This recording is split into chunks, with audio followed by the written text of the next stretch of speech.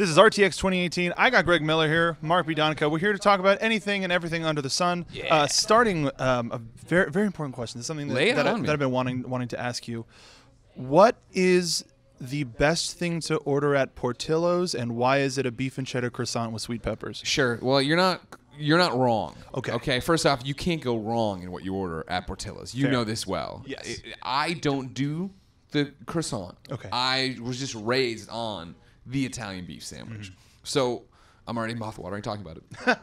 For me, I always say if you're going to Portillos, of course, the most famous of the Chicago hot dog restaurants. You can get it shipped around the country, all the 50 states. Of course, you can get it in cities or states, I should say. Illinois, it's all over the place. They're up in Wisconsin now. They're in Indiana. They are in California. They're in Arizona. They're all over the place. However, what I say, if you're going to Portillos once, like this is your first time, the order I always give people, of course, is a Chicago dog with everything, just so you know what it's like. That you can make your decision from there. Right. Because you can go to a Wiener Schnitzel or whatever and get a quote Chicago dog. They don't know what they're doing. You got the neon relish. You got to have the celery sauce. They know what they're doing over there.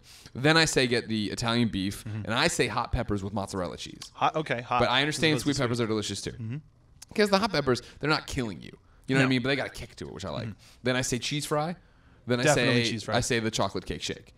Because it's a chocolate shake that they then take a literal piece of cake and put in and blend together. Yeah. And it's like, you have to have, definitely don't order this every time.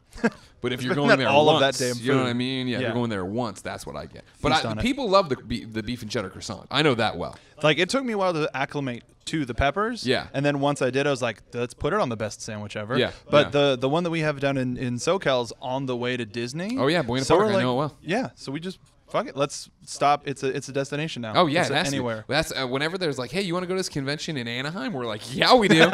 Yeah, we do. And we are at Portillos way too much. I had a friend of mine from Chicago. We were picking up some piece of equipment down near Buena Park, and I went, there's Portillos down there. He went, what? He's like, we're taking the break now. Yeah. But yeah, no. Well, I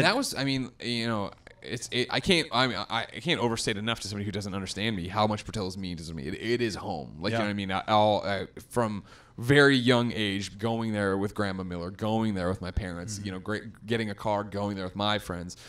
It was the weirdest experience, I think, of my life to have this completely different existence in San Francisco, where I've left everything I know in the Midwest behind, and go to Anaheim for VidCon one year, find out about the Portillos there, and bring people from my IGN life to Portillos, because it was something I never dreamed of. Like, how, you know what I mean? How does something like that feel with how close of a relationship you have to that brand, I suppose? Yeah, no, I mean, it was insane. Like, because I remember, I'll never forget because it wasn't even like I was walking in with Damon or somebody I had been podcasting with, right? I was going there with Nick and Tim, who I casually knew, Fran, who I was just starting to work more with the video team, Eric Hart, who I've known for years but weren't friends. It was such a, hey, everybody who's in business with me, hey, job friends, acquaintances, this is home. And they're trying to explain that, right? Of like, my parents split up when I went to college, so they sold the house. So like, for me, going back home to visit to Chicago is going to Portillos. If it's a 4-day trip, I'm there 6 times. Yeah. Because it is. I don't get it. I want to inhale it. I want to be there. And also because that ambiance and the cup and everything is so iconic of what it is, to the point that I have a dog named Portillo because of the fucking restaurant. Do we curse here? Because I said fuck. That's fine. All right, great. And fuck it. We can fucking do it. I don't care. One of my favorite things about you is how unabashedly open you are with your stories. Sure. And about your life story. And you were talking to the Concal guys about how the community of the best friends has grown to such a level. I just wonder where do you see it? What's the top of the mountain when it comes to an event for the best friends, for the community? Because prom was wild. Yeah. It sucks being in Los Angeles and going San Francisco, still really expensive to travel to. Yeah. But what is the dream event for the best friends? Oh my God. I don't know if there's one that defines it. That is the dream, right? I feel my dream has been achieved, 4 times now for them. That's so cool. Of getting to see them form relationships and hang out with each other and get wise to the fact that the event, no matter what kind of funny live event it is, right, that's not the event. Yeah. What matters is the 3 days before and the 3 days after that all these people invade our town of San Francisco and hang out together and do the community meetups and go to Portillos and go to the Giants game and go to the movies together and podcast together, and 7 of them split a hotel room, and Zyger thinks a painting on the wall is a window out into the world. You know what I mean? Like, it's that part of it, watching them grow and establish relationships and, you know, start lives that we're lucky enough to have some small part in, whether it was bringing them together to meet or if it was that they already were friends, or the, you know, the podcasts that have started that hire Andy and hire Joey from the community to get forward and have, you know, Mike Howard, Snow Mike, and Cheeks Jr., Mike Doherty come in and host games daily and have them fucking be awesome at it. You know what I mean? Like, we're in this awesome, privileged position that we have this amazing community that I call best friends because they are my best friends, and you can look at Mike and see that, like, I treat them that way of like, oh, we need hosts. Who is great at that? And on my list, of course, is Brian Altano and is Damon Hatfield and is Chastity from GameSpot, but then it is Mike and it is Mike, and it, you know, it goes on like that. One of my favorite things about specifically what you just said, as well as with the morning show, is having a. I was so surprised to see just the collective breadth of, oh, I didn't know they knew him. I didn't know they knew him. Because I do some work with Collider. I unfortunately missed the day when y'all were taping your tag team match against Funhouse. But I was like, I didn't know they knew Ellis. I didn't know they knew McCoog. I didn't know all of this. But in talking about the Schmodown, I also want to bring up I know it's a sore subject, but the Kind of Funny World Championship. Of course, yes. At least Johnny needs to have. I can live with Andy being better at video games than me, or at least one video game. Fine, that's fine. He won it fair and square. But it's just Ace. It's when Austin Woods, the crooked commish, comes in there, right? Austin Creed, Xavier Woods, whatever. I merge them up sometimes. He comes in as the crooked commish, right? And screws me out of it in the San Diego screw job. Gives it to Johnny Ace for no reason. And then we're just into this nightmare. Now Andy's got it. It's back with somebody who deserves the belt. That's fine. I can live with that. It was more like a nap. It was less of like a full night's sleep. It's fine.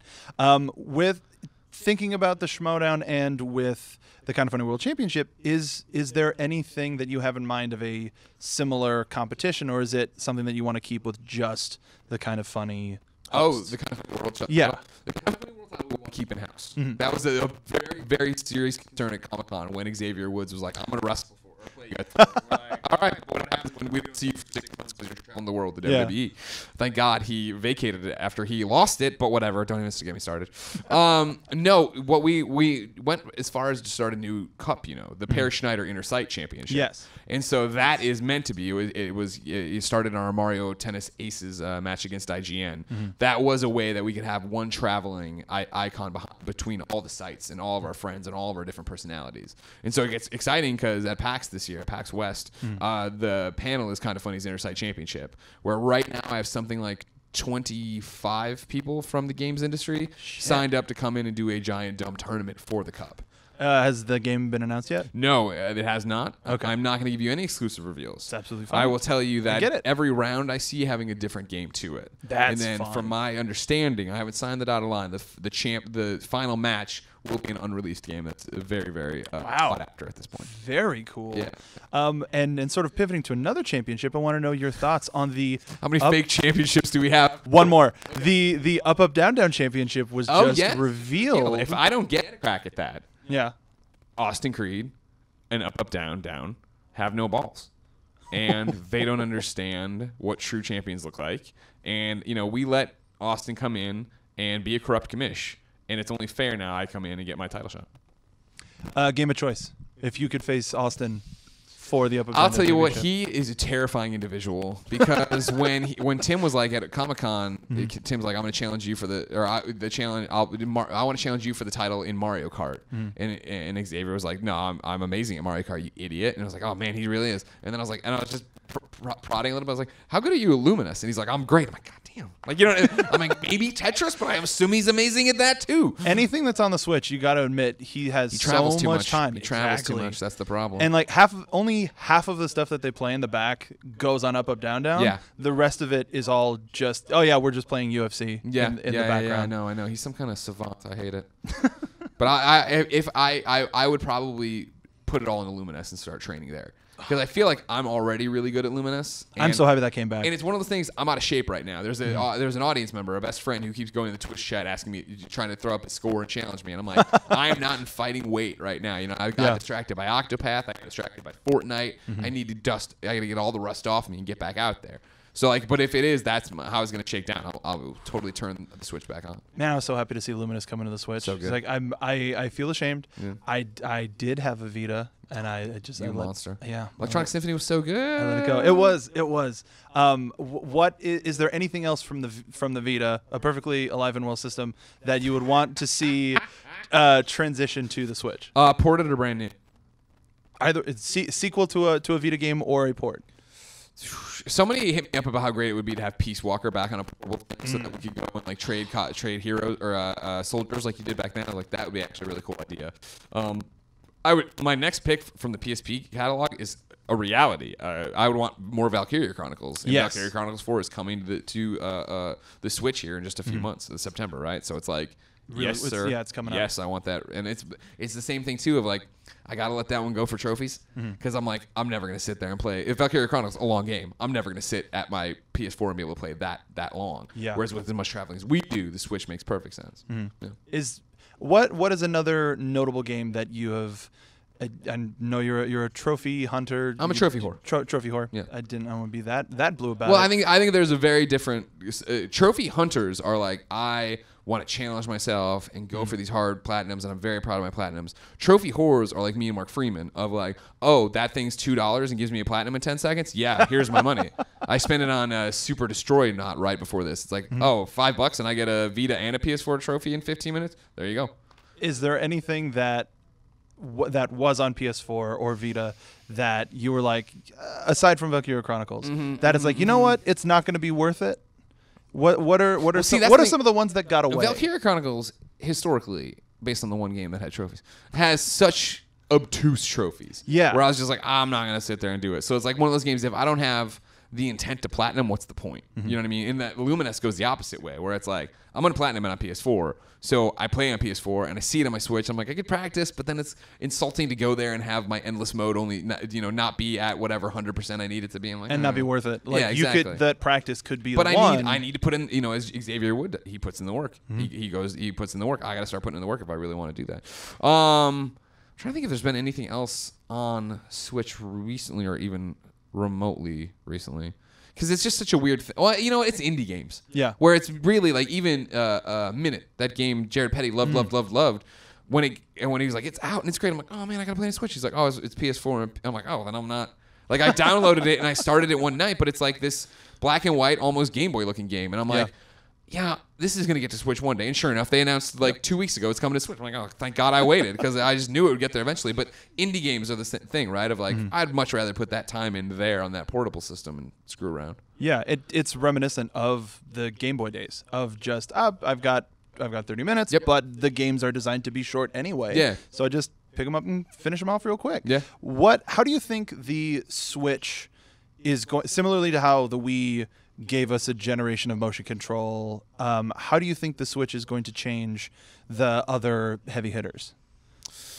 Because it seems like Xbox has doubled down with like, no, we're just going to be not PC but really strong. I mean, that's the thing is I feel it's foolish, I feel, to try to compete when we're talking about PlayStation 5 or Xbox 2, whatever you want to call it, to try to compete with the Switch as the Switch. Nobody's going to do, PlayStation is not going to do, we're also a portable or a TV console, right? That doesn't make sense. The rumors of Xbox Scarlet, right, being a streaming service, like kind of play on any device, that kind of is this because it is kind of brilliant that I can play my games anywhere I want with Switch. Yeah. And as we've seen, obviously, with something like Fortnite, the ability to go cross-platform and have the same progression anywhere causes a lot of stir and gets people invested. And that's, next generation will be defined by, just like this generation being, PlayStation, hey, we want to do the choices gamers want. Our machine's about games. It's easier to develop for. Here are all, and I feel they've gotten away from that message, as we see again with their, stubbornness on the Fortnite issue. Yeah. But I feel like people love games, and we play games, and we play them on these machines not for the greatest graphics, but for convenience. Yeah. And that's the thing, is like, who's going to be the most convenient next generation? And speaking of the Fortnite thing, I know you've talked about it to death on I'll your do it various anytime. shows. Fucking get it together, PlayStation. I'm real sad about it from a Minecraft perspective. Like when they announced it's coming to everything, and I admit,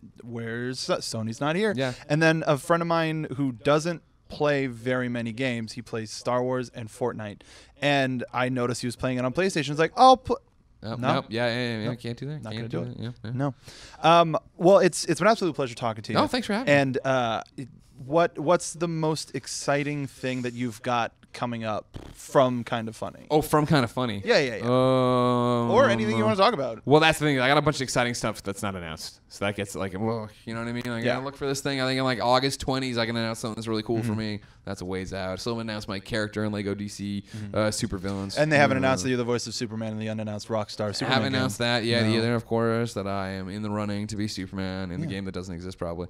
Kind of funny. The next big thing for us, I guess, the biggest thing would be the documentary we premiered today. It's technically a Rooster Teeth doc. It's going to be on RT First and all that jazz. You know how they've been behind these RT docs. Yeah. But it's about Nick Scarpino, one of the co-founders of Kind of Funny, and his comedy career. Because, last year, right, 2017, in January, on a Game Over Greggy show, he's like, my New Year's resolution is that I want to do stand-up comedy. And I think we all thought, that's really cool. It means that he wants to get up and do stand-up comedy once. And what it meant to Nick was, no, I want to go to 3 or 4 stand-up comedy things at night for 4 days at a time every week in San Francisco, become a staple of that. And it's been, it's called Waiting for the Punchline. It'll be on Rooster Teeth eventually. And it's his journey to trying to get onto San Francisco's biggest stage of comedy. And we just saw it, and I cried, and like my wife was crying. It's like, it's so inspiring to see that, and that's amazing. It's one of my favorite things about RT Docs is it gives people an opportunity. It gives kind of RT and RT adjacent folks an opportunity to be like, what did I always want to do that I never did? Yeah. And we saw it with House of Pain, becoming the professional wrestler was being James's dream. Would you sort of cash in your RT Doc privileges for anything? Yeah, I'd love to tour the world and eat chicken wings. Let's do it. Let's go find the best wings in America and the world. I mean, where are you, Jeff Ramsey, you coward? If Bernie and Gavin went to the middle of India to get a neck rub, I think that's entirely plausible. Me and Jack Patillo should kick around some kind of. They didn't do the Ghostbusters reboot right. We're gonna do a Ghostbusters fan film. There you go. But I think that would get around it right, because we can't make money off the fan film, but we can make money off the documentary about making the fan film. Exactly. That might be a way around copyright infringement. Yeah. It worked with the death and return of Superman. There you go. Perfect. Yeah. Thank you so much, Greg. Dude, thank you so much. Humbly appreciate it. We're still at RTX 2018 all weekend, so make sure to not go anywhere. I believe it was the death of Superman Lives, but I'm not. There was the death of Superman Lives. I'm sorry, John. You son of a bitch. Rest in peace. Rest in peace.